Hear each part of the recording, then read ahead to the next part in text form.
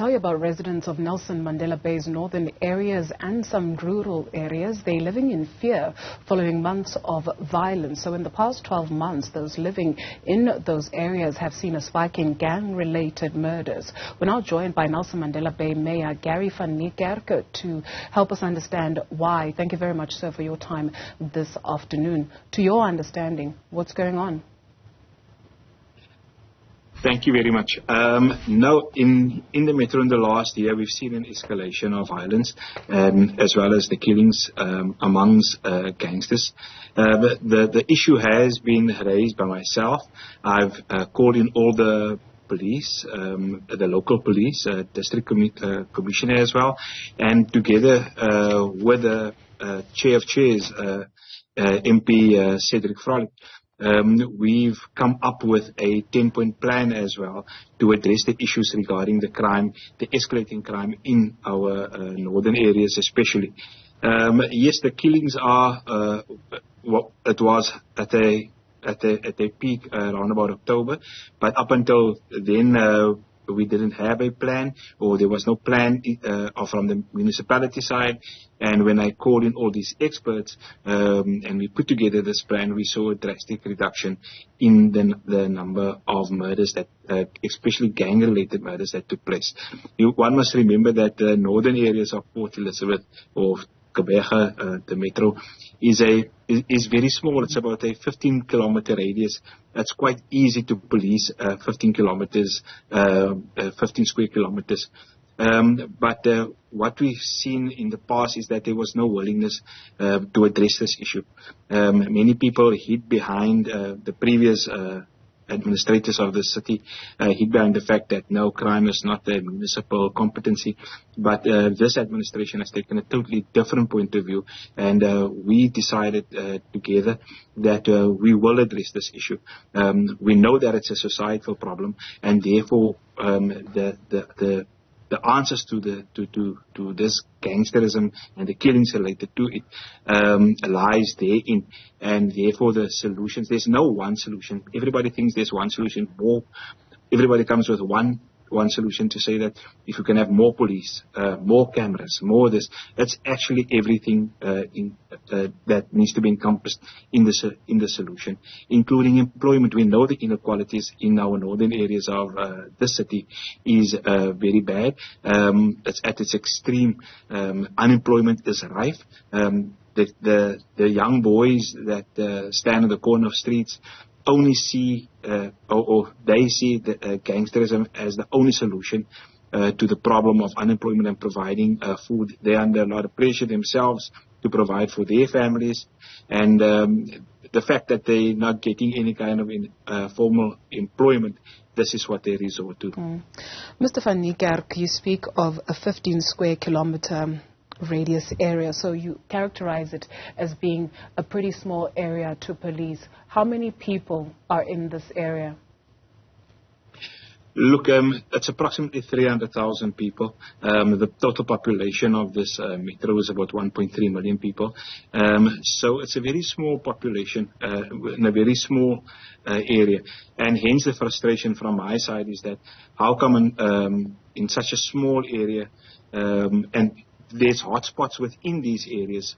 So definitely, if we can police those hotspots, and we've come up with a plan which includes more visible policing, more cameras, getting the churches involved, getting sports clubs, and as well as look, we've suffered a lot of vandalism in the last year or so. So to repair our sports grounds and so forth, that's a competency of the municipality. So we're definitely going to concentrate on that in terms of providing solutions to this ever increasing problem. But we feel that we do have it under control a little bit now. So we'll see what the stats look like when the stats get revealed. Unfortunately, I can't reveal the stats myself. No, that's only done on a quarterly basis by the Minister of Police. But yes, you should see a reduction in the crimes in the northern areas very soon. How long has this been going on for, to your knowledge? Years, months? No. This is something that's part of the northern areas for the last 20, 30 years already. But like I said earlier, it's escalated in the last couple of months. And therefore, we decided around about September, October, that we need to intervene in this pandemic in the northern areas. I wouldn't say it's an easy problem to solve. It's not an easy problem to solve. We need the cooperation from the churches, sporting bodies, the communities, the police, Metro Police, all of those role players, security companies. But the municipality can play a big role in terms of making this the metro more secure for its residents, as well as making the northern area specifically more safe to its residents.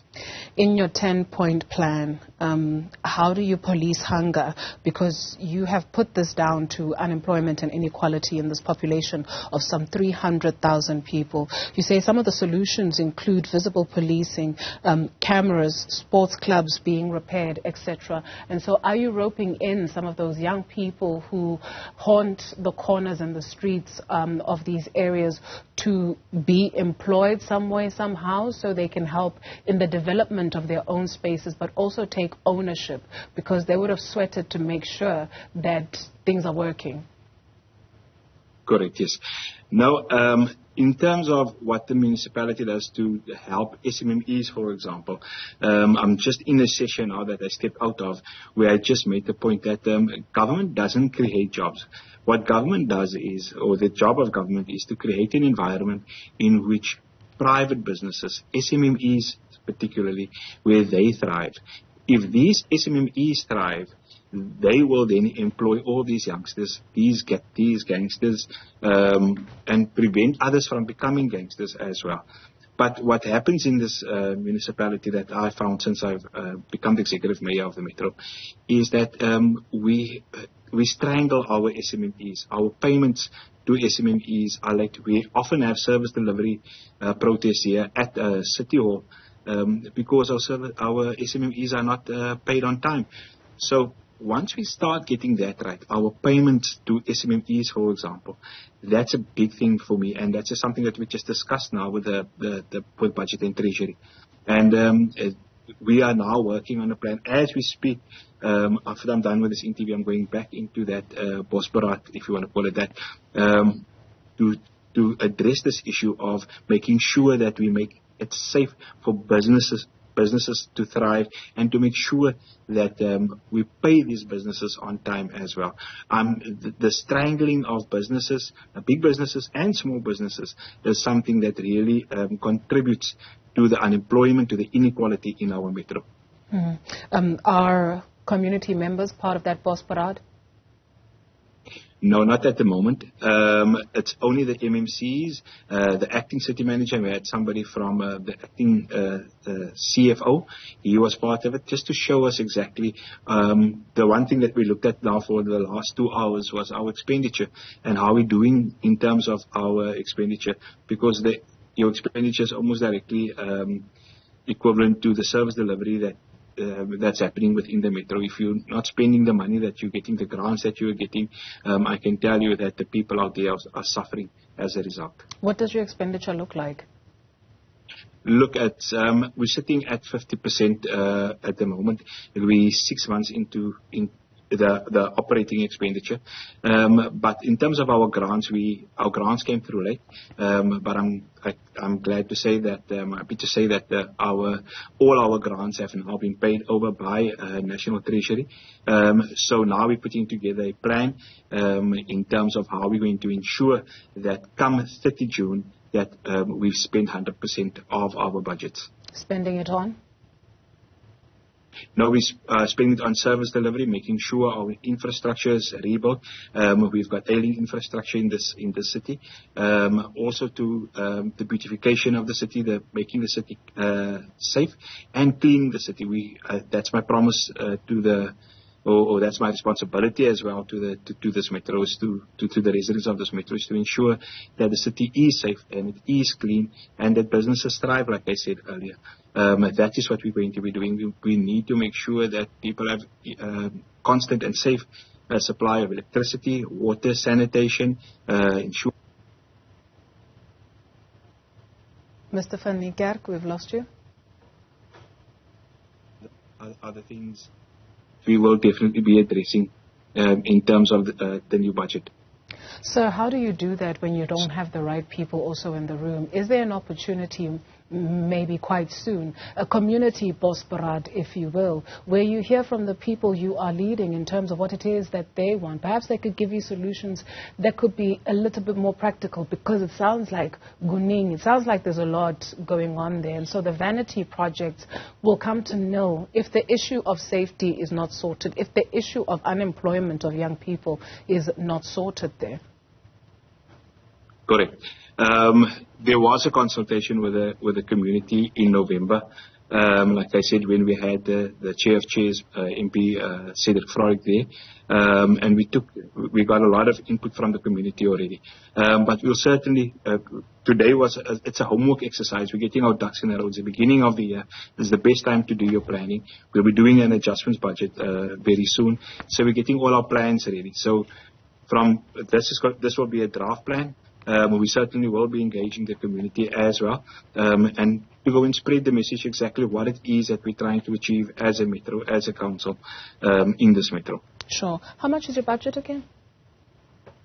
Our total budget, including OPEX and CAPEX, is about 19 billion rand. Okay.